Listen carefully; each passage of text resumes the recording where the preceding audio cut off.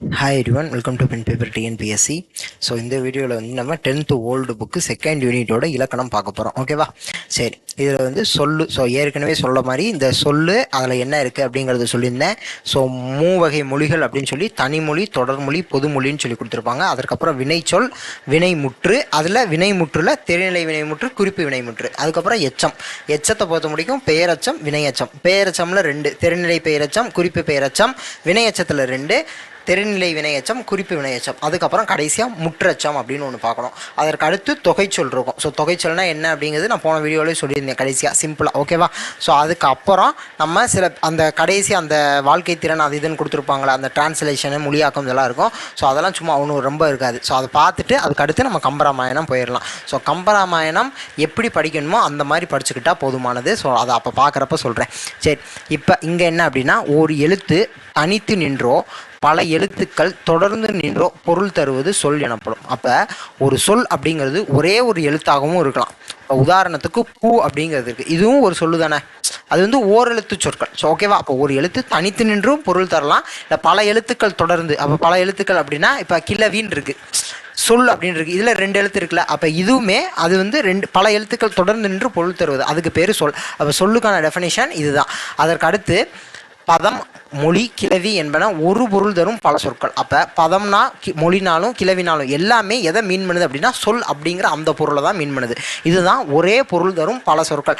பல சொல் இருக்குது, ஆனால் எல்லாத்தையுமே வந்து ஒரே பொருள் தானே தருது, சொல் அப்படிங்கிற அந்த பொருளை தருது. இப்போ பதம் அப்படின்னா பகுபதம், பகாபதம். அப்போ பகுபதம் அப்படின்னா என்ன? பகுக்க முடியும். பகு அப்படின்னா பகுக்க முடியும். பகாபதம்னா பகுக்க முடியாது. ஓகேவா? இப்போ மொழி தனிமொழி, தொடர்மொழி, பொதுமொழி, அதை தான் இப்போ நம்ம பார்க்க போகிறோம். கிளவி அப்படின்னா இரட்டை கிளவி. ஸோ நம்ம பார்த்துருப்போம்ல, அடுக்கு தொடர் இரட்டை கிளவி பார்த்துருக்கோம்ல. ஸோ அந்த இரட்டை கிளவி, இரட்டை சொல். கிளவி அப்படின்னா சொல். அப்போ இரட்டை கிளவி அப்படின்னா இரட்டை சொல். ஓகேவா? சரி, எக்ஸாம்பிள் கொடுத்துருக்காங்க ஓரெழுத்து சொற்களுக்கு. பூ, கை, தா, வா, அதெல்லாம் வந்து ஓரெழுத்து சொற்களுக்கான எக்ஸாம்பிள். அதற்கப்புறம் இவை 2 முதலாக பல எழுத்துக்கள் தொடர்ந்த சொற்கள். 2, அதாவது 2 முதலாக அப்படின்னா 2 சொற்கள், அதாவது 2 எழுத்து இருக்கும், இல்லை அப்படின்னா பல எழுத்துக்கள் இருக்கும். 2 முதலாக 2 எழுத்து இருக்கலாம், 3 எழுத்து இருக்கலாம், 4 எழுத்து இருக்கலாம். ஓகேவா? அந்த மாதிரி. சரி, அதுக்கப்புறம் மூவகை மொழிகள். மொழி, தனிமொழி, தொடர்மொழி, பொதுமொழி அப்படின்னு 3 வகைப்படும். ஓகேவா? அப்போ மொழி, தனிமொழி, தொடர்மொழி, பொதுமொழி. அப்போ தனிமொழி அப்படின்னா என்ன? ஒரு சொல்லு மட்டும், ஒரு சொல் தனித்து நின்று பொருளை உணர்த்துவது. ஒரே ஒரு சொல்லுப்பா, வா, கண், செய்தான் அப்படின்னு ஒரே ஒரு சொல். அப்போ ஒரு சொல் தனித்து நின்று பொருளை உணர்த்தினா அதற்கு பேர் தனிமொழி. தொடர்மொழி அப்படின்னா 2 அல்லது அதற்கு மேற்பட்ட சொற்கள். இங்கே ஒரு சொல், இங்கே 2 அல்லது அதற்கு மேற்பட்ட, 3 இருக்கலாம், 4 இருக்கலாம், எத்தனை வேணா இருக்கலாம், அதற்கு மேற்பட்ட சொற்கள் தொடர்ந்து வந்து பொருளை உணர்த்துவது. படம் பார்த்தான், பசுவும் கன்றும் தோட்டத்தில் மேய்ந்து கொண்டிருந்தன. அப்போ 2 இருக்கலாம், 3 இருக்கலாம், 4 சொற்கள், எத்தனை சொற்கள் வேணா இருக்கலாம். 2 அல்லது அதற்கு மேற்பட்ட அப்படி இருந்துச்சுன்னா அதுக்கு பேர் தொடர்மொழி. பொதுமொழி அப்படின்னா ஒரு சொல் தனித்து நின்று ஒரு பொருளையும் அச்சொல்லே பிற சொற்களுடன் தொடர்ந்து நின்று வேறு பொருளையும் தந்து தனிமொழிக்கும் தொடர்மொழிக்கும் பொதுவாய் அமைவது பொதுமொழி. அப்போ ஃபஸ்ட்டு தனிமொழிக்கும் தொடர்மொழிக்கும் பொதுவாய் அமைவது என்னது? பொதுமொழி. ஓகேவா? அப்போ பொதுமொழினா என்ன? ஒரு சொல் தனித்து நின்று ஒரு பொருளும் பிற சொற்களுடன் தொடர்ந்து நின்று வேறு பொருளையும் தர்றப்ப அது வந்து பொதுமொழி. ஓகேவா? அதுக்கு எக்ஸாம்பிள் கொடுத்துருக்காங்க. அந்தமான் அப்படின்னா என்ன? அந்தமான் அப்படின்னா அது ஒரு தீவு. இதே இது அந்த ப்ளஸ் மான் அப்படின்னு பிரித்து சொல்கிறப்ப என்னென்னா, அந்த மான் அப்படின்னா அது அந்த விலங்கு அப்படிங்கிறது குறிக்குதா? அந்த மான், அது மான்னா இங்கே டியர் அப்படிங்கிற மீனிங். அப்போ அந்த மான் அப்படிங்கிற அந்த விலங்கை வந்து குறிக்குதுல்ல, அதே தான் அங்கே பின்னாடி எக்ஸாம்பிள் பார்க்குறப்ப நமக்கு நல்லாவே புரியும். பலகை அப்படின்னு இருக்கு. அப்போ பல குட்டல் கை. ஓகேவா? பல கை இல்லை பலகை அப்படின்னு சொல்கிறோம். பலகை அப்படின்னா மரப்பலகை, கரும்பலகை, அந்த பலகை. அடுத்து வைகை, அப்போ கையை வை அப்படிங்கிற அந்த மீனிங் இருக்குது. வைகை அப்படிங்கிற அந்த 6 மீனிங் இருக்குது. அடுத்து தாமரை, தா கூட்டல் மறை. அப்போ தாவுகின்ற மான், மறைனா மான், தாவுகின்ற மான். இல்லை தாமரைனா லோட்டஸ். வேங்கை அப்படின்னா வேகின்ற கை, வேங்கை அப்படின்னா புளி அப்படிங்கிற ஒரு மீனிங் இருக்கா? அப்போ வேகின்ற கை, வேங்கைனா புளி அப்படிங்கணும். ஓகேவா? அதுதான். அப்போ தனிமொழியாகவும் பொதுமொழியாகவும் வருது அப்படிங்கிற மாதிரி சொல்கிறாங்க. ஓகே தானே? சரி, இது வந்து நன்னூல். ஒரு மொழி பல பொருளென பொது தொடர்மொழி இப்படி வந்துருச்சு அப்படின்னா நன்னூல். ஸோ நான் ஏற்கனவே சொல்லியிருக்கேன், இந்த இலக்கணம் இது ஃபுல்லாகவே நன்னூலில் தான் வரும், அதெல்லாம் பார்த்துக்கோங்க அப்படிங்கிறத சொல்லியிருக்கேன். ஓகேவா? சரி, அடுத்து என்ன அப்படின்னா வினைச்சொல். அப்போ வினைச்சொல்னா என்னப்பா? இத்தொடர்களில் ராமன் கண்ணன் அப்படிங்கிறது பெயர் சொற்கள். கரெக்ட் தானே? ராமன் வந்தான், கண்ணன் நடந்தான். அப்போ ராமன் அப்படிங்கிறது ஒரு பெயர் சொல், கண்ணன் அப்படிங்கிறது ஒரு பெயர் சொல். இதுதான் எழுவாயாகவும் இருக்குது. அப்போ எழுவாய் அப்படின்னா நமக்கு ஏற்கனவே என்னன்னு தெரியும். அப்போ பெயர் சொல் இங்கே எழுவாயாக வந்திருக்கு. ஓகே தானே? அடுத்து வந்தான் நடந்தான் ஆகிய சொற்கள் வந்து வருவதையும் நடக்கிறதையும் ஒரு செயலை குறிக்குதா? வந்தான் அப்படின்னு என்ன? வர்றேன். நடக்கிறியான்னா நடக்கிறியான். நடந்தான்னா நடந்தான் அப்படிங்கிற அந்த ஒரு செயலை குறிக்குதுல, அவ்வளோதான். ஸோ அப்போ இது வந்து வினைச்சொற்கள். அப்போ செயலை குறிக்குது, அது வந்து ஒரு வினைச்சொல்.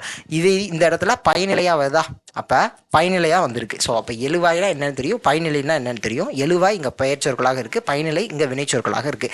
வினைச்சொற்கள்னா என்ன? ஒரு செயலை குறிக்குது, அவ்வளோதான். அப்போ எழுவாய் செய்யும் செயல் அல்லது தொழிலை குறிக்கும் சொற்கள் வினைச்சொற்கள், அவ்வளோதான். அப்போ எழுவாய் இங்கே ராமன் எழுவாய், கண்ணன் அப்படிங்கிறது எழுவாய். அவங்க என்ன செய்கிறாங்க? வந்தான் நடந்தான் அப்படிங்கிற அந்த செயலை குறிக்குதா? அப்போ எழுவாய் செய்யும் செயலை குறிக்கும் சொற்கள் வினைச்சொற்கள். பொதுவாக செயல் அல்லது தொழிலை குறிக்கும் சொற்கள் வினைச்சொற்கள், அதுவும் எழுவாய் செய்யும் செயல் அல்லது தொழிலை குறிக்கும் சொற்கள் வினைச்சொற்கள். ஓகேவா?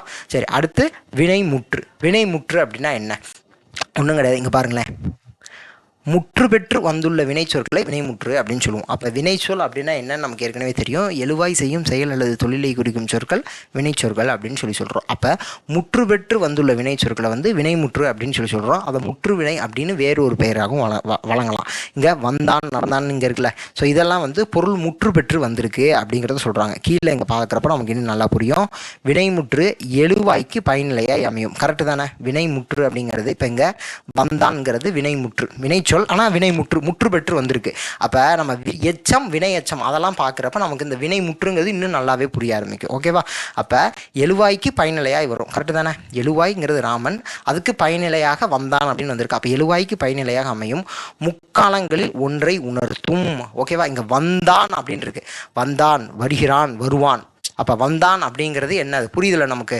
வந்தான், வந்துட்டான் பாவன் அப்படின்ட்டு ஒரு இறந்த காலத்தை காமிக்குது, அவ்வளோதான். அப்போ அது முக்காலங்களில் ஏதோ ஒரு காலத்தை உணர்த்துது. திணையை உணர்த்துது, பாலை உணர்த்துது, எண்ணெய் உணர்த்துது, இடத்தை காட்டுது. ஓகேவா? அப்போ இங்கே எக்ஸாம்பிள் கொடுத்துருக்காங்க. இங்கே வந்து வந்தான் நடந்தான் அப்படிங்கிறது ஆண் அப்படிங்கிற விகுதி வந்துள்ளதுனால இது வந்து உயர்திணை ஆண்பால். வந்தான் அப்படின்னு யாரை சொல்லுவோம்? ஒரு பையனை சொல்கிறோம். கரெக்டு தானே? அப்போ வந்தான் அப்படிங்கிறது உயர்திணை ஆண்பாலை சொல்கிறோம். அதே மாதிரி வந்தான் அப்படின்னா எத்தனை பேர் வந்தாங்க? ஒருமை. ஒரு ஆள் வந்தியான், ஒரு ஆள் வந்தான் அப்படின்னா ஒருமை என்ற எண்ணையும் படற்கை இடத்தையும். அப்போ படற்கை இடம் அப்படிங்கிறப்ப வந்தான் அப்படிங்கிறப்ப அவன் வந்தான். அப்போ அவன் வந்தான் அப்படிங்கிறத அங்கே போதில்லை. அப்போ படற்கை இடத்தை நான் அப்படின்னா வந்தேன்னு சொல்லுவேன். நான் வந்தேன், அப்போ நான் வந்தேன்னு சொல்லுவேன். கரெக்டு தானே? அப்போ அவன் வந்தான், அப்போ வந்தான் அப்படிங்கிறப்ப படற்கை இடத்துக்கு போதா. அப்போ திணையை காட்டுது, பாலை காட்டுது, எண்ணெய் காட்டுது, இடத்தை காட்டுது. கரெக்டு தானே? அதேமாதிரி இத் அப்படிங்கிற இந்த இடைநிலை வந்துள்ளதுனால இது வந்து இறந்த காலத்தை காமிக்குது. ஸோ இது வந்து நம்ம பகுபத உரிக்கலாம் நம்ம தெரிஞ்சோம்னா இது நமக்கு புரியும் எப்படி பிரிக்கணும்னு. அப்போ அந்த இத் இர் இன் இதெல்லாம் வர்றப்ப அது வந்து அந்த இடைநிலை வந்துச்சு அப்படிங்கிறப்ப அந்த இறந்த காலத்தை காமிக்கும். ஓகேவா? சரி, அந்த அளவுக்கு டீப்பாக போவோம்னா இங்கே நம்ம அந்த சொல்ல பார்த்தாலே தெரியும். நடந்தான் அப்படின்னா நடந்தானுங்கிறதே இறந்த காலம்தான். நடக்கிறான், நடப்பான். புரியுதுல? எது வந்து இறந்த காலம், எது நிகழ்காலம், எது எதிர்காலம் அப்படிங்கிறது தெரியணும். அப்போ இந்த வினைமுற்று எழுவாய்க்கு பயனிலையாக அமையும். 3 காலத்தில் ஏதாவது ஒரு காலத்தை காமிக்கும். திணையை காமிக்கும், பாலை காமிக்கும், எண்ணெய் காமிக்கும், இடத்தை காமிக்கும். ஓகேவா? சரி, இந்த வினைமுற்றை ரெண்டா பிரிக்கலாம். ஒன்று தெரிநிலை வினைமுற்று, இன்னொன்று குறிப்பு வினைமுற்று. ஸோ அதான். அப்போ செய்பவன், கருவி, நிலம், செயல், காலம், செய்பொருள் என்னும் 6ஐயும் தெரிவித்து காலத்தை வெளிப்படையாக காட்டுவது. அப்போ தெரிநிலை அப்படிங்கிற வார்த்தையை பார்த்தாலே நீங்கள் காலத்தை வெளிப்படையாக காட்டுவது அப்படிங்கிற அந்த வார்த்தையை உங்களுக்கு ஞாபகம் வரணும். அப்போ தெரிநிலை அப்படிங்கிறத வார்த்தையை பார்த்தா காலத்தை வெளிப்படையாக காட்டும் அப்படிங்கிற அந்த ஒரு இது வந்தால் போதுமானது. சரி, இப்போ இந்த தெரிநிலை வினைமுற்று அப்படின்னா இந்த 6 இருக்குல்ல, இந்த 6ஐயும் மனப்பாடம் பண்ணணும் நம்ம. செய்பவன், கருவி, நிலம், செயல், காலம், செய்பொருள் இந்த 6ஐயுமே தெரிவித்து காலத்தை வெளிப்படையாக காட்டுச்சு அப்படின்னா அதுக்கு பேர் தெரிநிலை வினைமுற்று. இப்போ உழுதான் அப்படின்னு இருக்கு. உழுதான் செய்பவன் யாரு? உழவன் உழுதான். கரெக்டா? எதை வச்சு உழுகிறான்? கலப்பையை வச்சு உழுகிறான். எந்த இடத்துல, எந்த நிலத்துல உழுகிறான்? வயல்ல உழுகிறான். செயல் வந்து உழுதல். எப்போ இது காலம் என்ன? உழுதான், உழுவான்னு சொல்லல, உழுவான்னு சொன்னால் எதிர்காலம். இப்போ உழுதான் அப்படின்னு சொல்கிறாங்க. அப்போ உழுதான் அப்படின்னா இறந்த காலம், அவ்வளோதான். இங்கே செய்பொருள் அப்படிங்கிறது நெல் அப்படின்னு சொல்லி கொடுத்துருக்காங்க. ஓகேவா? அதான் இங்கே செய்பவன் கருவி நிலம் செயல் காலம் செய்பொருள் ஆறும் தருவது வினையே அப்படிங்கிறது நன்னூலில் இருக்கிற பாட்டு. நான் ஏற்கனவே சொல்லியிருக்கேன், இலக்கணத்தில் நன்னூல் அதிகமாக வரும். அப்போ நன்னூலை தவிர மீதி எதெல்லாம் வருதோ அதை மட்டும் நோட் பண்ணி படிச்சுக்கோங்க அப்படிங்கிறத சொல்லியிருக்கேன். அப்போ திருநிலை வினைமுற்று. அப்போ வினைமுற்று அப்படின்னா நமக்கு என்னன்னு தெரியும். வினைமுற்று அப்படின்னா என்ன? ஒரு வினை சொல் முற்று பெற்று வந்துருச்சு அப்படின்னா அதுக்கு பேரு வினைமுற்று. இதை முற்று வினை அப்படின்னு சொல்லலாம். இதுல 2 டைப்பு, தெரிநிலை வினைமுற்று, குறிப்பு வினைமுற்று. அப்ப தெரிநிலை வினைமுற்றுனா என்ன? பேசிக்கா காலத்தை வெளிப்படையாக காட்டும். அது போக என்ன செய்யும் அப்படின்னா செய்பவன் கருவி நிலம் செயல் காலம் செய்பொருள் இந்த ஆறனையுமே தெரிவிக்கும், அவ்வளவுதான். இப்ப தெரிநிலை வினைமுற்று பார்த்தாச்சு. அடுத்து குறிப்பு வினைமுற்று. இது என்னன்னா அப்படின்னா பொருள் முதல் ஆறனையும் அடிப்படையாக கொண்டு முன் சொல்லப்பட்ட செய்பவன் முதலான ஆறனுள் கருத்தா ஒன்றனை மட்டும் தெரிவித்து காலத்தை குறிப்பாக காட்டும் வினைமுற்று குறிப்பு வினைமுற்று. அப்போ குறிப்பு அப்படின்னா என்ன? தெரிநிலைன்னா நான் என்ன சொன்னேன்? காலத்தை வெளிப்படையாக காட்டும்னு சொன்னேன்னா, குறிப்பு அப்படின்னா காலத்தை குறிப்பாக காட்டும் அப்படிங்கிற அந்த வார்த்தை மண்டையில் வந்துடணும். அப்போ தெரிநிலை காலத்தை வெளிப்படையாக காட்டும், குறிப்பு காலத்தை குறிப்பாக காட்டும். ஓகேவா? அது எந்த காலம் அப்படிங்கிறத நம்மளால் தெளிவாக சொல்ல முடியாது, காலத்தை குறிப்பாக தான் காமிக்கும். அதே பேர் தான் குறிப்பு வினைமுற்று. அப்போ இதில் என்ன? அங்கே என்ன சொன்னோம்? செய்பவன்லேருந்து செய்பவன் கருவி நிலம் செயல் காலம் செய்பொருள் எல்லாத்தையும் இந்த ஆறையுமே தெரிவிக்கும்னு சொன்னோமா? இங்கே அந்த ஆறில் கருத்தா ஒன்றனை மட்டும்தான் தெரிவிக்கும் அப்படிங்கிறத சொல்கிறாங்க. ஓகேவா? அப்போ பொருள் முதல் ஆறனையும் அடிப்படையாக கொண்டு இந்த பொருள் முதல் ஆறனையும் அப்படிங்கிறத இந்த ஆறுதேன்ப்பா. பொருள் இடம் காலம் சினை குணம் தொழில் அப்படிங்கிறது இந்த ஆறத்தை அந்த ஆறுன்னு சொல்கிறாங்க. பொருள் முதல் ஆறனையும் அப்படின்னா இந்த ஆறுதான். இப்ப குறிப்பு வினைமுற்றுக்கு எக்ஸாம்பிள் பார்த்துட்டா நமக்கு தெளிவா புரிஞ்சிடும். ஸோ அவன் பொன்னன். பொன்னன் அப்படின்னா பொன்னை உடையவன். அப்போ பொன்னை உடையவன். அப்போ பொன்னை உடையவனாக இருந்தானா, இருக்கிறானா, இருப்பானா? அவன் பொன்னன் அப்படின்னா பொன்னை உடையவன்பா. அவன் பொண்ணு வச்சிருக்கான். பொண்ணு அப்படிங்கிறப்ப இங்கே தங்கத்தை மாதிரி மீன் பண்ணுறாங்கன்னு வச்சுக்குவோம். இப்போ தங்கம் வச்சிருக்கேன் அப்படிங்கிறத சொல்கிறோம். அப்போ தங்கத்தை வச்சிருந்தானா, வச்சிருக்கிறானா, இனிமேல் வந்து வைத்திருப்பானா அப்படிங்கிறது நமக்கு தெரியாது. அப்போ காலத்தை இங்கே காமிக்குதா? இல்லை, காலத்தை குறிப்பாக தான் காமிக்குது, காலத்தை வெளிப்படையாக காமிக்கல. அங்கே நம்ம பார்க்குறப்ப நடந்தான் வந்தான் அப்படிங்கிறத பார்க்குறோம். அப்போ நடந்துட்டியாம்ப்பா, வந்துட்டியாம்ப்பா அப்படின்னு நடந்தான் வந்தான், இனிமேல் வருவான். அப்போ அது வந்து காலத்தை தெளிவாக காமிக்குது. அப்போ அது தெரிநிலை வினைமுற்று. கரெக்டாக? இப்போ உழுதான் முடிச்சுட்டு உழுதுட்டியான், முடிஞ்சிருச்சு, இறந்த காலம் அப்படிங்கிறப்ப அதை செய்பவன் கருவி நிலம் செயல் எல்லாத்தையும் காமிக்குது. பட் இங்கே குறிப்பு அப்படிங்கிறப்ப அந்த பொருள் முதல் ஆரணையும் ஏதோ ஒன்றா காமிக்கும். இது இங்கே பொருளை காமிக்குதா? பொன்னை உடையவன். பொன் அப்படிங்கிறது ஒரு பொருள். இப்போ அவன் விழுப்புரத்தான் அப்படின்னு சொல்லுவான். ஸோ இதெல்லாம் இன்னும் கிராமத்தில் சொல்லுவாங்க, அந்த ஊர் பேரை சொல்லுவாங்க. அவன் விழுப்புரத்தான் அப்படின்னா விழுப்புரத்தில் வாழ்பவர், அந்த இடத்தை குறிக்குதா? அவ்வளோதான். சித்திரையான் அப்படின்னா சித்திரை மாதம் பிறந்தவன், அப்போ அந்த காலத்தை குறிக்குது. அவன் கண்ணன் அப்படின்னா கண்களை உடையவன். அது கண் அப்படிங்கிறது ஒரு சினைனா ஒரு உறுப்புங்கிறது கரெக்ட். அப்போ உறுப்பு கண்ணுங்கிறது ஒரு உறுப்பு தானே, உடம்பில் உள்ள ஒரு உறுப்பு. அப்போ அவன் கண்ணன்னா கண்ணை உடையவன், அது சினையை காமிக்குது. அப்போ அவன் நல்லன் அப்படின்னா நல்ல இயல்புகளை உடையவன், அது குணத்தை காமிக்குதா? நம்ம பண்பை காமிக்குதுல, அவ்வளோதான். அவன் உழவன் அப்படின்னா உழுதலை செய்பவன். உழவன்கிறது யாரு? உழுதலை செய்பவன், அவன் உழவன். அப்போ அது தொழிலை காமிக்குதுல, அதுதான். அப்போ பொருள் முதல் ஆரணையும் அடிப்படையாக கொண்டு பொருள் இடம் காலம் சினை குணம் தொழில் ஆறில் ஏதோ ஒன்றா காமிக்கும். அது முன் சொல்லப்பட்ட செய்பவன் முதலான ஆறில் கருத்தா ஒன்றனை மட்டும்தான் தெரிவிக்கும், காலத்தை குறிப்பாக காட்டும். அதுக்கு பேர் தான் குறிப்பு வினைமுற்று. அப்போ இந்த காலத்தை குறிப்பாக காட்டும் அப்படிங்கிறத ஞாபகம் வச்சுக்கணும். ஸோ இப்போ இதெல்லாம் கேட்டு இது என்ன அப்படின்னு கேட்டால் நமக்கு குறிப்பு வினைமுற்று அப்படிங்கிறத நமக்கு சொல்ல தெரியணும். அதற்கப்புறம் இங்கே பாருங்களேன், பொண்ணுங்கிறதுக்கு எக்ஸாம்பிள் சொல்லியிருக்காங்க. பொண்ணை உடையவனாக இருந்தானா, இருக்கிறானா, இருப்பானா அப்படிங்கிற முக்காலத்தையும் குறிப்பாக தானே காமிக்குது. எதுங்கிறத தெளிவாக சொல்லலை, வெளிப்படையாக சொல்லலை, குறிப்பாக தான் காமிக்குது. மூன்று காலத்தையும் குறிப்பாக தான் காமிக்குது. அதனால இது குறிப்பு வினைமுற்று. அடுத்து எச்சம்னா என்ன? ரொம்ப சிம்பிள். அதாவது விகுதி குறைந்து நிற்கும் முற்று பெறாத வினை சொற்கள் அப்படின்னு நம்ம வச்சுக்கலாம். இப்போ உதாரணத்துக்கு முற்று பெறாத அப்படின்னா அது எச்சம்பா. முற்று பெறாத அப்படிங்கிறத அந்த வார்த்தையை நீங்கள் ஃபிக்ஸ் பண்ணுங்கள். முற்று பெறாத அப்படின்னா அது எச்சம். ஓகேவா? இங்கே பார்க்குறப்ப பார்த்துடலாம். ஸோ கயல்விழி படித்தால் கோதை சென்றான். இவ்வினைமுற்றுக்கள் சில இடங்களில் ஆள் என்னும் விகுதி குறைந்து படித்த சென்ற எனவும் படித்து சென்று எனவும் வரும். இந்த மாதிரி இச்சொற்கள் பொருளில் முற்று பெறாத, அதாவது முழுமையடையாத வினைச்சொற்கள், ஆதலால் எச்சம் அப்படின்னு சொல்கிறோம். ஓகேவா? அப்போ அல்லது வினைமுற்றின் ஆள் விகுதி, அதாவது வினைமுற்றி வினைமுற்றின் விகுதி குறைந்து நிற்கும் சொல்லே எச்சம் எனப்படும். அப்போ எச்சம் அப்படின்னா என்ன? வினைமுற்றின் விகுதி குறைந்து நிற்கும் சொல் எச்சம் அப்படின்னு சொல்கிறோம். இல்லை முற்று பெறாத வினை சொற்கள் எச்சம் அப்படின்னு சொல்கிறோம். இப்போ முற்று பெறாத அப்படின்னா என்ன? அங்கே விகுதி இருக்காது அப்படிங்கிறதா அர்த்தம். இப்போ படித்தால் அப்படிங்கிறத படித்து வந்தான், இல்லை படித்த கயல்விழி, படித்த கோதை அப்படின்னு சொல்கிறோமா? அப்போ படித்த கயல்விழி அப்படின்னு சொல்கிறப்ப படித்த அப்படிங்கிறதுக்கு பின்னாடி ஒரு பெயர் சொல் வருதா? அப்போ அதுக்கு பேர் பெயரச்சம். அப்போ படித்தங்கிறது என்னது? பெயரச்சம். ஏன்னா பின்னாடி என்ன வருது? அது ஒரு பெயர் சொல் வருகிறது. அப்போ படித்த சென்ற என்னும் முற்று பெறாத எச்ச வினைகள் கயல்விழி கோதை என்னும் பெயரை கொண்டு முடிந்ததால் அவை பெயரச்சங்கள். நீங்கள் சொல்லி பார்க்கணும். இப்போ படித்து கயல்விழி அப்படின்னு வருதா? வரல. அந்த சென்டென்ஸே வரல பாருங்களேன். படித்த கயல்விழி, சென்ற கோதை, வந்த ராதை, இப்படி கரெக்டாக வருதுல்ல? அவ்வளோதான். இப்போ படித்து தேறினான், சென்று வந்தான், அப்போ பின்னாடி ஒரு வினை சொல்ல போடுறோமா? அப்போ அதுக்கு பேர் வினையச்சம். கரெக்டு தானே? ஓகே தானே? புரியுதுல? அப்போ முற்று பெறாத வினை சொற்கள் எச்சம் அப்படின்னு சொல்கிறோம். அதாவது வினைமுற்றின் விகுதி குறைந்து நிற்கும் சொல் எச்சம். அப்போ பெயரச்சம் என்ன? பெயரச்சம் அப்படின்னா என்ன அப்படின்னா, இந்த முற்று பெறாத எச்சவினை இருக்குல்ல, இந்த முற்று பெறாத எச்சவினைக்கு பின்னாடி ஒரு பெயர் வந்துச்சு அப்படின்னா அதுக்கு பேர் பெயரச்சம். இல்லை அதுக்கு பின்னாடி ஒரு வினைச்சொல் வந்துச்சு, வினை வந்துச்சு அப்படின்னா அதுக்கு பேர் வினையச்சம். அவ்வளோதான். இப்போ இங்கேருந்து என்ன சொல்கிறாங்கன்னா, அதுக்கு அவ்வளோதான் டெஃபினேஷன் சொல்கிறாங்க. ஒரு எச்ச வினை பெயரை கொண்டு முடிந்தால் அது பெயரச்சம் அப்படின்னு சொல்கிறாங்க. இந்த பெயரச்சத்தை கால வகையால் 3 வகைப்படுத்தலாம். கால வகையால் 3 வகைப்படுத்தலாம். இறந்த காலம், நிகழ்காலம், எதிர்காலம் அப்படின்னு சொல்லி 3 வகைப்படுத்தலாம். கயல்வெளி, படித்த கயல்வெளி, படிக்கின்ற கயல்வெளி, படிக்கும் கயல்வெளி. மாறுதா? அந்த எச்சம் மாறுகிறது. ஸோ இந்த இடத்துல நம்ம கவனிக்க வேண்டியது எச்சம் மாறுகிறது, பெயர் மாறலை.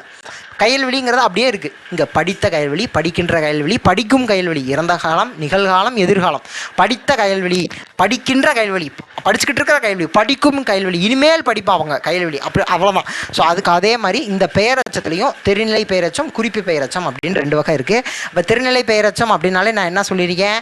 தெரிநிலைங்கிற வார்த்தை வந்துச்சுன்னா காலத்தை வெளிப்படையாக காட்டும் அப்படிங்கிறத வைங்க அப்படின்னு சொல்லியிருக்கேன். கரெக்டு தானே? இப்போ இங்கே வந்த பையனை பார்த்து கண்ணன் நின்றான். இத்தொடரில் வந்த என்பது பையன் என்னும் பெயரை கொண்டு முடிவதால் பெயரச்சம் எனப்படும். செய்த, செய்கின்ற, செய்யும் என்பன முறையே முக்காலத்திற்கும் உரிய பெயரச்ச வாய்ப்பாடுகள். அதாவது வந்த பையன், வந்த பையன், ஓகேவா? இப்போ வந்த பையன் அப்படிங்கிறது புரியுதுல? அப்போ வந்த பின்னாடி பையன் அப்படிங்கிறது வருது. அப்போ அது பெயரச்சம். ஸோ இதை முதல்ல ஃபிக்ஸ் பண்ணிக்கோங்க. இவை முக்காலத்தையும் செயலையும் வெளிப்படையாக காட்டி செய்பவன் முதலான 6 எஞ்சின் இருக்கும். இவை உடன்பாட்டிலும் எதிர்மறையிலும் வரும். அதாவது வந்த பையன், அதாவது இப்போ வந்த பையன் அப்படின்னா அது வந்துட்டியா அப்படிங்கிறப்ப அந்த காலத்தை காமிக்குதுல. வந்த பையன், வருகின்ற பையன், வரும் பையன். அவங்க இது எக்ஸாம்பிள் சொல்கிறாங்கப்பா. செய்த, செய்கின்ற, செய்யும் அப்படின்னு சொல்கிறாங்க. அப்போ நீங்கள் வந்த வச்சு மேட்ச் பண்ணுங்க. அப்போ செய்த பையன், செய்கின்ற பையன், செய்யும் பையன், காலத்தை தெளிவாக சொல்லுது. அப்போ அவ்வளோதான் தெரிநிலை பெயரச்சம். அதை செய்த பையன்னு வருது. அப்போ பையன் அப்படிங்கிறது அது பெயர், அப்போ பெயரச்சம். அப்போ செய்த பையன் அப்படிங்கிற செய்த பின்னாடிக்கு பையன் வருது. அப்போ செய்த அப்படிங்கிறது அது ஒரு பெயரச்சம். அதே மாதிரி தான் இதுவும் வந்த பையன். அப்போ வந்தங்கிறது ஒரு பெயரச்சம். அவ்வளோதானே? அப்போ வந்த பையன், வருகின்ற பையன், வரும் பையன், அவ்வளோதான். அப்போ 3 காலத்துக்கும் வருது. கரெக்டு தானே? 3 காலத்துக்கு வருது. அப்போ அது வர்றப்ப அது என்ன செய்யுது? வந்த பையன் அப்படின்னா வந்த பையன் வந்துட்டியா, இறந்த காலத்தை காமிக்குதுல. அதுதான் எக்ஸாம்பிள் சொல்கிறாங்க. உண்ட இளங்கோவன் அப்படிங்கிறப்ப உண்ட இளங்கோவன் இறந்த காலத்தை காமிக்குது. அப்போ காலத்தை இங்கே தெளிவாக காமிக்குது. காலத்தை தெளிவாக காமிச்சாலே அது தெரிநிலை. இது ஒரு பெயரச்சம், தெரிநிலை பெயரச்சம், முடிஞ்சிருச்சு. ஓகே தானே? அவ்வளோதான். இவை முக்காலத்தையும் செயலையும் வெளிப்படையாக காட்டி செய்பவன் முதலான 6 எஞ்சின் இருக்கும். ஏற்கனவே நம்ம பார்த்தோமா? செய்பவன், கருவி, நிலம், செயல், காலம், செய்பொருள் பார்த்தோம்ல. அதை எல்லாமே இங்கே தெளிவாக காமிக்கும்ப்பா. அதேப்பா தெரிநிலை பெயரச்சம் என்னங்கிறது ஏற்கனவே பார்த்துருக்கோம். அதே மாதிரி நீங்கள் இங்கே பார்த்துக்கோங்க. ஸோ பேசிக்காக தெரிநிலை பெயரச்சம், பெயரச்சம்னா என்னன்னு சொல்லிட்டு, தெரிநிலைனா காலத்தை காமிக்கதே இல்லையான்னு பாருங்க. அவ்வளோதான், வேலை முடிஞ்சிச்சு. ஸோ இது என்ன அப்படிங்கிறத நீங்களே படிச்சுக்கோங்க. அதே மாதிரி தான் போன தடவை சொன்ன மாதிரி தான். செய்பவன் உண்ட இளங்கோவன், செய்கிறது யார்? இளங்கோவன். என்ன கருவி? களம். நிலம் வீட்டில் சாப்பிட்றியா. செயல் என்னது? உண்ணுதல். காலம் என்னது? இறந்த காலம். செய்பொருள் சோறு. அவ்வளோதான். ஓகேவா? இது 3 இதுக்கும் உண்ட இளங்கோவன், உண்கின்ற இளங்கோவன், உண்ணும் இளங்கோவன் அப்படின்னு முக்காலத்துக்கு வருதுன்னு சொல்கிறாங்க. இது உடன்பாட்டிலும் எதிர்மறையிலும் வரும் அப்படின்னு சொல்கிறாங்க. அப்போ உடன்பாடான எதிர்மறைன்னு என்ன? உடன்பாடு உண்ட இளங்கோவன். எதிர்மறை என்னது? உண்ணாத இளங்கோவன். வருதா? இங்கே சாப்பிட்டுட்டியா, அங்கே சாப்பிடல. அப்போ உண்ட இளங்கோவன், உண்ணாத இளங்கோவன். அவ்வளோதான், வேலை முடிஞ்சு. அடுத்து குறிப்பு பெயரச்சம். குறிப்பு அப்படின்னா என்ன சொல்லியிருக்கேன்? காலத்தை காமிக்காது, வெளிப்படையாக காமிக்காது. அவ்வளோதான். இப்போ இங்கே அதே காலத்தையோ செயலையோ உணர்த்தாமல் வந்துருச்சா? அப்போ ஒரு பெயரச்சம் காலத்தை வெளிப்படையாக காமிக்கல, அது குறிப்பு பெயரச்சம். இப்படி மேட்ச் பண்ணி பழகுங்க. அவ்வளோதான். ஆனால் நமக்கு டெஃபினேஷன் முக்கியம். டெஃபினேஷன் என்ன அப்படிங்கிறத படிச்சுக்கணும். அங்கே என்ன பார்த்தோம் அப்படின்னா, அந்த செய்பவன் முதலான 6 எஞ்சின் இருக்கும். முக்காலத்தையும் செயலையும் வெளிப்படையாக காட்டும் அப்படின்லாம் பார்த்தோம்ல. அதெல்லாம் நமக்கு தேவை. பட் ஒரு எக்ஸாம்பிள் கொடுத்து நமக்கு இது என்னன்னு கேட்குறாங்கன்னா நமக்கு சொல்ல தெரியணும். அது ஒரு பெயரச்சம் காலத்தை காமிக்குதா, காமிக்கல, வெளிப்படையாக காமிக்கல, அப்போ அது குறிப்பு பெயரெச்சம் அப்படிங்கிறது சொல்ல தெரியணும். ஆனால் இங்கே டெஃபினேஷன் நமக்கு தேவை. காலத்தையோ செயலையோ உணர்த்தாமல் பண்பினை மட்டும் உணர்த்தி நின்று பெயர்ச்சொல்லை கொண்டு முடியும் எச்சம் குறிப்பு பெயரெச்சம் எனப்படும். அப்போ காலத்தையோ செயலையோ உணர்த்தாமல்ங்கிறதுலையே அது குறிப்புங்கிறது வந்துடும். அப்போ பெயர்ச்சொல்லை கொண்டு முடியும் எச்சம் அப்படின்னா அது பெயரெச்சம்னு வந்துடும். அப்போ குறிப்பு பெயரெச்சம் என்னால் மேட்ச் பண்ணிட முடியும், அவ்வளோதானே. அப்போ பண்பை மட்டும் உணர்த்துது அப்படிங்கிறத சொல்கிறாங்க. ஓகேவா? இப்போ நல்ல பையன், நல்ல அப்படிங்கிற அந்த பண்பை உணர்த்துதான். ஆனால் நல்ல பையன், நல்ல பையனாக எப்போ இருந்தியான்? நேற்று இருந்தானா, இன்று இருக்கிறானா, நாளை இருக்கிறானா, அது தெரியாதுல்ல. அப்போ நல்ல பையன் தான், அவன் நல்ல பையன், அவன் நல்ல பையன், ஹீஸ் அ குட் பாய். அப்போ எப்போ இருந்தியான்? நேற்றா, இன்றா, நாளையா, அது நமக்கு தெரியாது. அப்போ காலத்தை உணர்த்தலை. அப்போ நல்ல என்னும் சொல் காலத்தையோ செயலையோ உணர்த்தாமல் பண்பினை மட்டும் உணர்த்தி நின்று பெயர் சொல்லை கொண்டு முடிகிறது. பையன் அப்படிங்கிறது பெயர் சொல்லா. அப்போ அது பண்பை மட்டும் உணர்த்தி பெயர் சொல்லை கொண்டு முடியுது. இது காலத்தை குறிப்பால் தான் உணர்த்தும். அதனால இது குறிப்பு பெயரெச்சம் அப்படிங்கிறது சொல்கிறாங்க. இதுவும் உடன்பாட்டிலையும் எதிர்மறையிலையும் வரும். நல்ல பையன், தீய பையன், அவ்வளோதான். அடுத்து வினையச்சம். ஏற்கனவே என்ன சொல்லியிருக்கேன்? முற்று பெறாத வினை சொற்கள் வேறொரு வினைமுற்றை கொண்டு முடிந்தால் அது பேர் வினையச்சம், அவ்வளோதான். ஸோ பெயர், அதாவது பெயரை கொண்டு முடிந்தால் பெயரச்சம், வினை முற்றை கொண்டு முடிந்தால் வினையச்சம், அவ்வளோதானே. படித்து வந்தான், வந்தான், பாட கேட்டான், ஓடி சென்றான், போய் பார்த்தான், பின்னாடி எல்லாம் என்ன வருது? பின்னாடி என்ன வருது? ஒரு வினை வருதுல்ல, அவ்வளோதான். அப்போ அது வினையச்சம், அவ்வளோதானே. இதுவும் 3 காலத்துலேயும் வரும்பா. இறந்த காலம், நிகழ்காலம், எதிர்காலம். படித்து வந்தான், படித்து வருகின்றான், படித்து வருவான். இங்கே பாருங்களேன், இது மாறலை. அங்கே கயல்விழி, படித்த கயல்விழி, படிக்கின்ற கயல்விழி, படிக்கும் கயல்விழி அப்படிங்கிறப்ப கயல்விழி மாறலை. முன்னாடி இருக்கிற அந்த எச்சம் மாறுச்சு. படித்த, படிக்கின்ற, படிக்கும் அப்படின்னு மாறுச்சு. இங்கே பாருங்களேன், படித்து வந்தான், படித்து வருகின்றான், படித்து வருவான் அப்படிங்கிறப்ப இந்த படித்துங்கிறது மாறலை. இந்த வந்தான், வருகின்றான், வருவான் அப்படிங்கிறது மாறுது. கீழே அதை தான் சொல்லியிருப்பாங்க. ஓகேவா? அப்போ எது மாறுது அப்படிங்கிறத நமக்கு தெரியணும். இங்கே பாருங்கள், பெயரெச்சத்தில் எச்சங்கள் மட்டுமே செய்கின்ற செய்யும் என காலத்திற்கு ஏற்ப மாறும், பெயர்கள் மாறாது. வினையச்சத்தில் எச்சங்கள் மாறாது, அது நமக்கு புரியணும். வினையச்சத்தில் எச்சங்கள் மாறாது. படித்து, படித்தது, படித்து அப்படிங்கிறது அந்த படித்து அப்படிங்கிறத தான் 3 இதுக்கும் வரும். படித்து வந்தான், வருகின்றான், வருவான் அப்படிங்கிறத பின்னாடி இருக்கிற அந்த வினை தான் மாறுது, அந்த எச்சம் மாறலை. படித்துங்கிறது படித்து அப்படிங்கிறது தான் 3 காலத்துலேயும் வருது. ஸோ இதுதான் ஸ்டேட்மெண்ட்டில் கேட்டால் நமக்கு இந்த எக்ஸாம்பிளை வச்சு உடனே யோசிக்க தெரியணும். அதாவது ஒரு பெயரச்சத்தில் எச்சங்கள் மட்டும்தான் காலத்திற்கு ஏற்ப மாறும், பெயர்கள் மாறாது. இது ஃபர்ஸ்ட் ஸ்டேட்மெண்ட். ஆனால் வினையச்சத்தை பொறுத்த முடியும் எச்சங்கள் மாறா அப்படிங்கிறது செகண்ட் ஸ்டேட்மெண்ட். வினையச்சத்தில் எச்சங்கள் மாறுதா? எச்சங்கள் மாறாது. படித்து அப்படிங்கிறது படித்து தான் வரும். அப்போ எச்சங்கள் மாறாது, செகண்ட் ஸ்டேட்மெண்ட். அப்போ ஃபர்ஸ்ட் ஸ்டேட்மெண்ட் மட்டும் கரெக்ட், செகண்ட் ஸ்டேட்மெண்ட் மட்டும் கரெக்ட். ரெண்டுமே கரெக்டு, ரெண்டுமே தப்பு. இப்படி தான் 4 ஆப்ஷனு. இது நமக்கு அங்கே நமக்கு இந்த இது வரணும். இப்போ படித்த கைல்வெளி, படிக்கின்ற கைல்வெளி, படிக்கும் கைல்வெளி மாறுதா? பெயர் சொல் மாறுதா? மாறலை. பெயர் சொல் மாறுதா? பெயர் மாறுதா? கைவெளிங்கிறது மாறுதா? மாறலை. எச்சங்கள் மாறுதா? ஆனால் மாறுது. படித்த, படிக்கின்ற, படிக்கும் அப்படின்னு மாறுது. இப்போ வினையச்சத்தை பொறுத்த முடியும் படித்து வந்தான், படித்து வருகின்றான், படித்து வருவான் அப்படிங்கிறப்ப வினையச்சத்தில் எச்சங்கள் மாறுதா? இல்லை, மாறலை. படித்துன்னு தான் வருது. அப்போ எச்சங்கள் மாறா அப்படிங்கிறது நமக்கு இந்த எக்ஸாம்பிள் வந்துச்சு, எக்ஸாம்பிள் மண்டைக்கு வந்துச்சு அப்படின்னா அந்த ஸ்டேட்மெண்ட்டை நம்மளால் ஆன்சர் பண்ண முடியும். ஓகேவா? ஸோ அதே மாதிரி தான் திருநிலை வினையச்சம், குறிப்பு வினையச்சம். திருநிலையில் நான் என்ன சொல்லியிருக்கேன்? காலத்தை காமிக்கும்பா. படித்து தேறினான், படிக்க செல்கின்றான் அப்படிங்கிறப்ப தொடர்கள் படித்து, படிக்க என்னும் சொற்கள் எச்சவினையாய் நின்று காலத்தை காட்டி தேறினான், செல்கிறான் அப்படின்ற அந்த வினைமுற்றை கொண்டு முடிவு பெறுது. இவ்வாறு காலத்தையும் செயலையும் உணர்த்தி, அவ்வளோதான், வேலை முடிஞ்சு. காலத்தை உணர்த்துதுப்பா, காலத்தை உணர்த்துது. அப்போ அது தெருநிலை, அது ஒரு வினைமுற்றை கொண்டு முடியும் எச்சவினை. அப்போ அது வினையச்சம். அதனால தெருநிலை வினையச்சம் என படிக்கிறது. வேலை முடிஞ்சா. இப்போ குறிப்பு வினையச்சத்துக்கு வாங்க. பண்பினை உணர்த்தி நின்று காலத்தை வெளிப்படையாக காட்டாமல் அது ஒரு வினையச்சமாக வருது. அதனால அது குறிப்பு வினையச்சம். இப்போ தெருநிலைன்னா என்ன? காலத்தை காமிக்கும். டெஃபினேஷன் நீங்கள் படிச்சுக்கோங்க. டெஃபினேஷன் என்னென்ன சொல்கிறாங்க? செய்பவன் முதலான ஆறும் அப்படிங்கிறது வரும். அடுத்து பண்பை மட்டும் காமிக்கும் அப்படிங்கிறது வரும். அதுக்கப்புறம் இந்த பொருள் முதல் ஆறனையும் அடிப்படையாக கொண்டு அந்த வார்த்தைகள்லாம் வரும். அது நீங்கள் படிக்கணும். அது நீங்கள் படித்து அது என்னென்ன எதுக்கு என்ன சொல்கிறாங்கங்கிறத நீங்கள் படிச்சுக்கோங்க.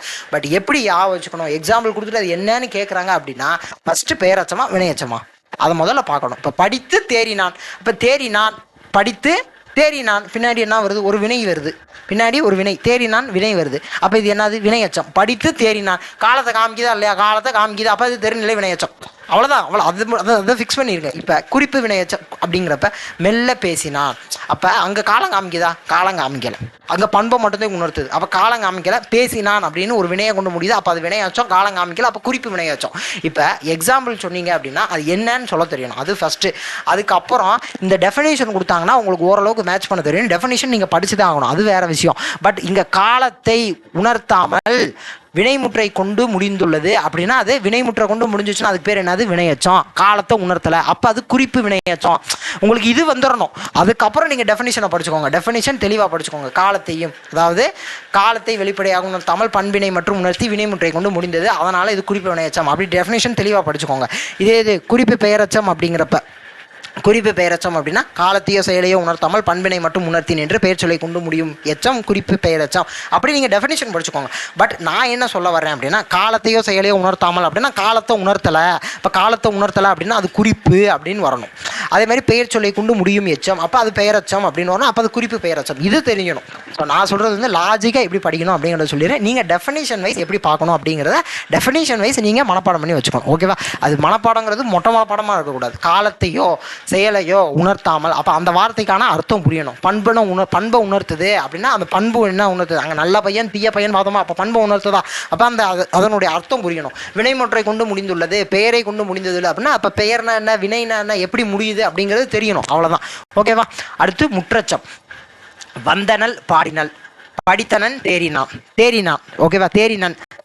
வந்தனல் பாடினல் படித்தனன் தேறினன். ஓகேவா? இத்தொடர்களில் வந்தனன் படித்தனன், இந்த இதை பாருங்கப்பா. வந்தனன் படித்தனன் என்னும் வினைமுற்றுகள் வந்து படித்து அப்படிங்கிற அந்த வினையச்ச பொருளில் நின்று வேறு ஒரு வினைமுற்றை கொண்டு முடிஞ்சிருக்கா. இப்படி ஒரு வினைமுற்று சொல் எச்ச பொருளில் வந்து மற்றொரு வினைமுற்றை கொண்டு முடிவதே முற்றச்சம் எனப்படும். அப்போ முற்றச்சம் அப்படின்னா என்ன அப்படின்னா, ஒரு வினைமுற்று சொல். இப்போ வந்தனல் அப்படிங்கிறது ஒரு வினைமுற்று சொல், ஆனால் அது என்ன வருது, மைதிலி வந்தனல் பாடினல் அப்படின்னு வருது. அப்போ வந்து பாடினாள்